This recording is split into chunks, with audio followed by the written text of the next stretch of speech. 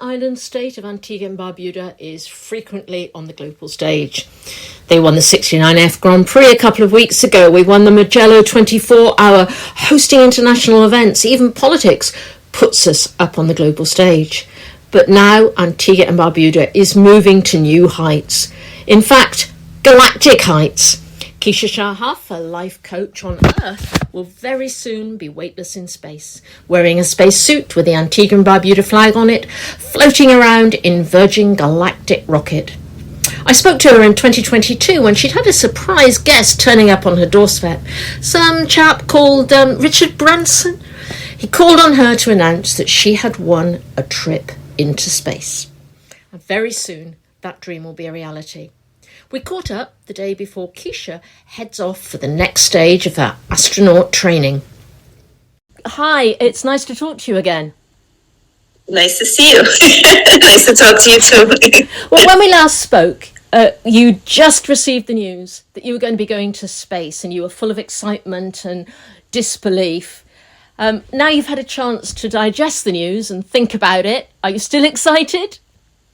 I'm still very excited, and I feel like now that I've digested everything, I can go back into just being me and just be present with this experience instead of like, oh. So it's more settled now for sure. Well, now you've obviously had time to think about it a lot and look at some of the things that you have to do. Is there a little more apprehension now, or is it just that excitement still at the surface? Still have that excitement to just be a part of the experience, especially the way I've always had a view of our existence or planet or universe. Like I've always felt like I'm a part of it. I've never felt like disconnected from anything. And just to be able to like spread myself even further out into what is known as myself, this planet, this existence. So I feel like that's marvelous. And it's really amazing to have that, view from above looking down upon our beautiful home. And I mean, I've seen countless amount of pictures and videos of it, like on the internet. Yeah. But being there in person, I think that's like, wow, amazing. I'm sure they can't convey that. I'm sure it's going to be an incredible feeling just looking down at it, seeing what we're doing down here. Yeah. And, like there's sometimes, I don't know if you ever had this experience, but sometimes you look into some people's eyes and I swear it's like looking into the planet.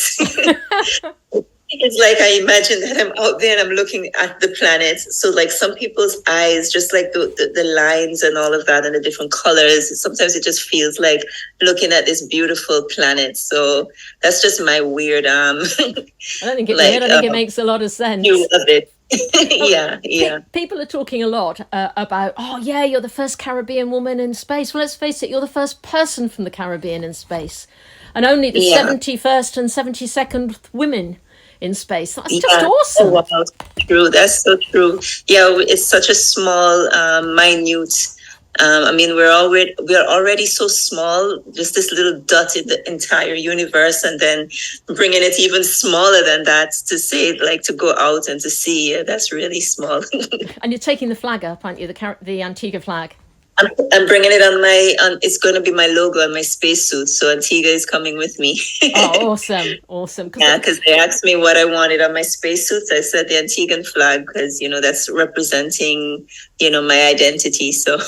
Well, we've had the Antigua flag on a racing car in Italy, the Antigua flag winning trophies on the 69F foiling boats, and now we're getting one in space as well. I think we're taking over the world.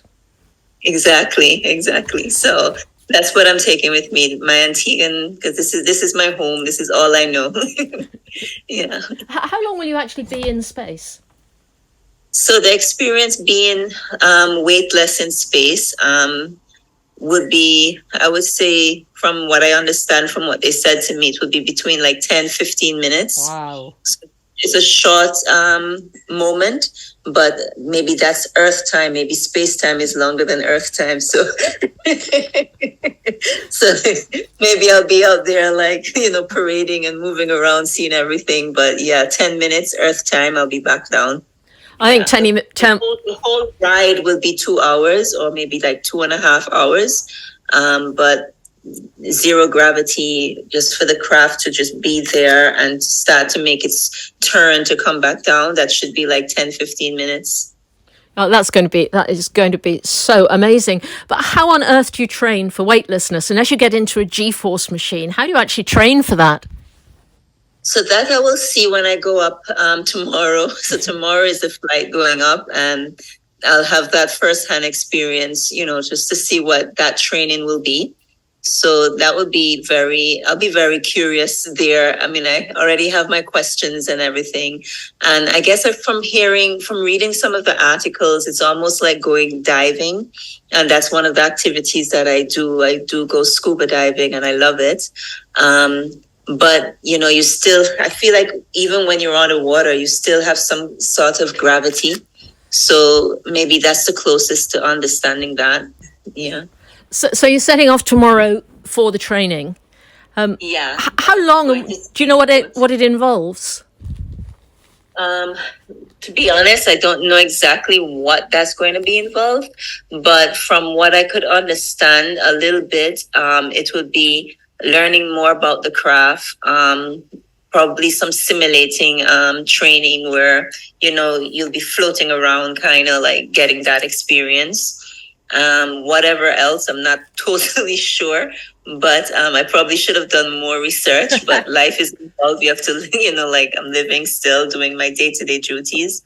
But yeah, I do know. I'm very excited for that. And the experience is going to be marvelous. I have my notebook. I'm like keeping notes on everything that, so if I need to share something, I know I'm being 100% accurate. So yeah. Record everything as I go.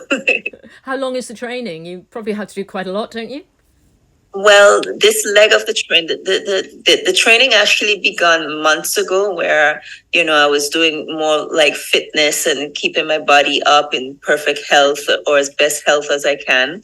Thank God I've been practicing this for years now. Yeah, you have to be fit, don't you, to go to space? You have to be really fit. I had to go through some medical examinations, and their doctor, their chief doctor, medical doctor, he went through all my medical reports from Antigua, my history and everything. So anything that I had from before that, I healed myself from the plant-based diet. They assessed all of that and then retested me to make sure that I don't have these ailments anymore. My heart is in top shape and whatever. And that was not even it. I still had to go to London and go to an FAA doctor. Yeah. Well, they say anybody that's going up that high, they have to be like approved, American standards through the FAA. So they select the doctors. I mean, I was a flight attendant, and I remember I had to see these type of doctors every 6 months, I think it was. But there was one in Antigua, but they didn't want that one. They wanted one that they selected. So I had to do one in London. I passed flying colors. They tested every single thing. Like, I'm like, I never been that in depth with being tested medically before, but at least I got the green light to go up. So I'm medically fit for that, but also to keep up with mindfulness practices. Because like I mentioned, 10 minutes, 15 minutes in space, you have to be very focused and present and mindful, So that was part of my practice too, which also, at being a Buddhist, I've had that practice for years. So I just maintained and continued with it. And then I had coaching. So like every month I had, one of the from the astronaut office, the lady that's like coaching me through everything and preparing me. So we've been maintaining our calls with that and checking my mindset and how I'm feeling and journaling and writing my mission. Basically, what's my mission? Why do I want to do this? And what am I going to do after this? Yes, Yeah. that is going to be an interesting one. But while you're up there, obviously weightlessness is the one we all know about. What other physical things did they warn you about? Um, Basically, to maintain a diet that's consistent, don't change my diet. Yeah. Like whatever I'm eating, just and it's green. It's agreeing with my body.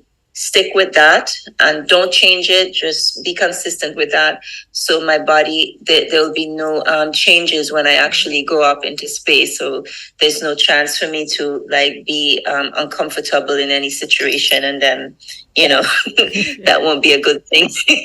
And one of the Yeah. things you mentioned as well, being in being mindful. But I can't even imagine. We think about, oh, it'd be wonderful to see Earth, but I'm sure it must do weird things to the way you're feeling. You suddenly something that very few people have seen. Only 621 people have been up to space, Yeah, I can't imagine emotionally. yeah. So, I mean, I try to walk myself through it through visualization, and I just kind of gave up on that because I feel like I actually have to be there to experience it to really know.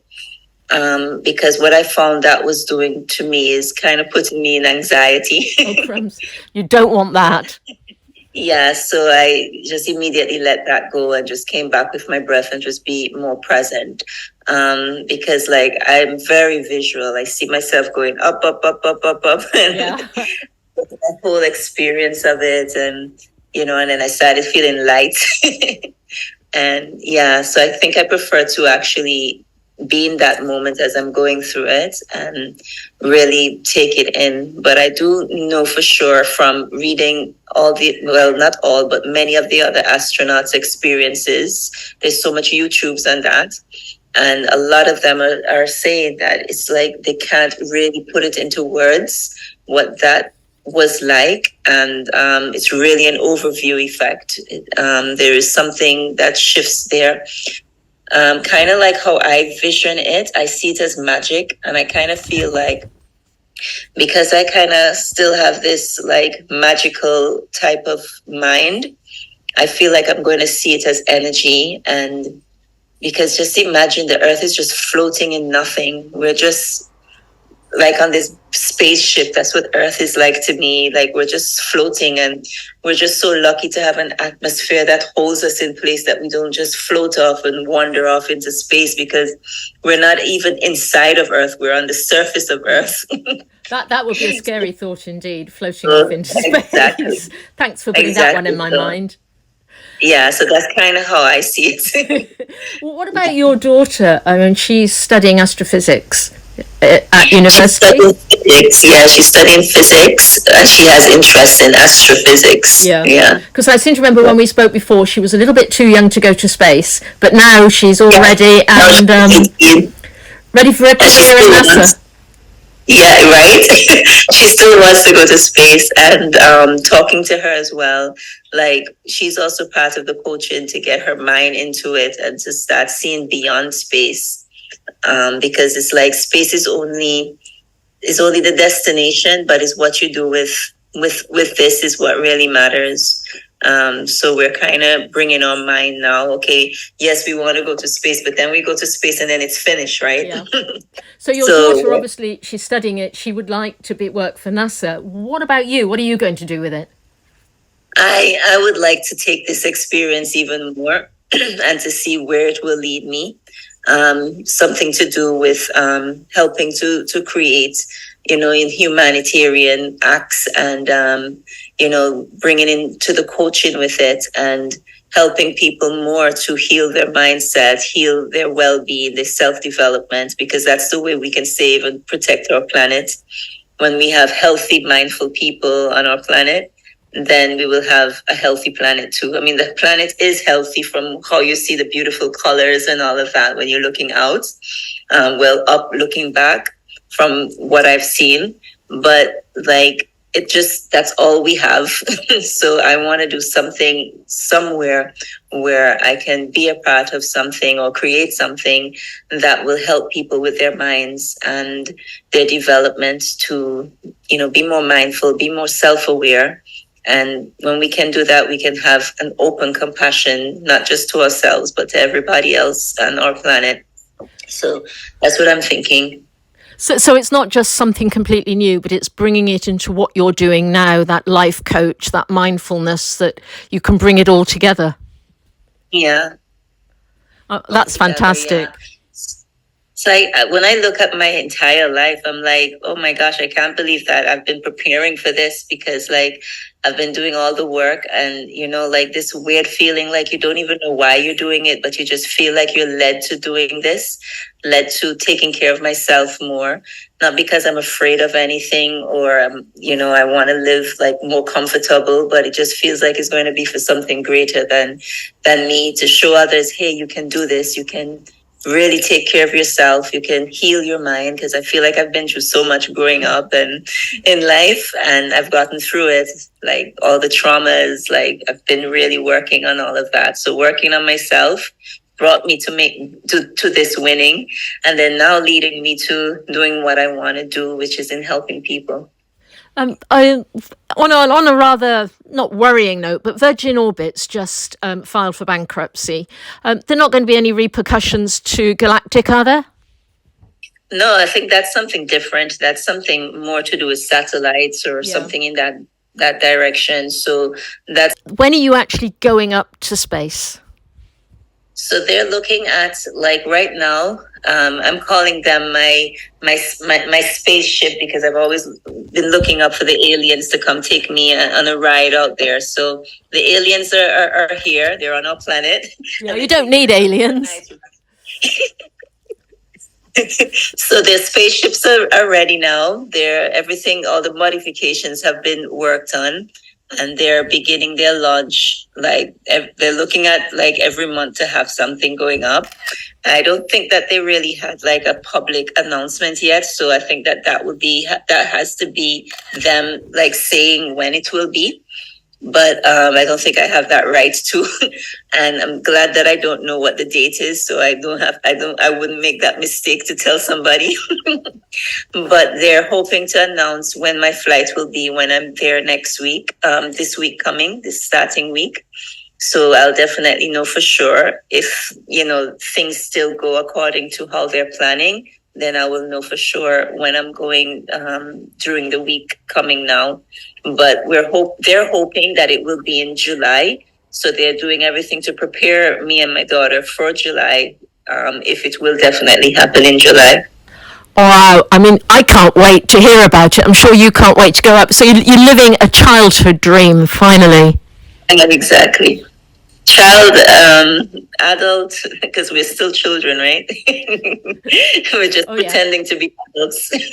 I'll go along with that. I've no intention of growing up. Exactly. Keisha Galactic, thank you so much for talking to me today. It's so exciting. I look forward to hearing all about it. Thank you so much. Wow, I'm Zoe Carlton, and I was talking to Keisha Shahaf, Antigua's very own astronaut.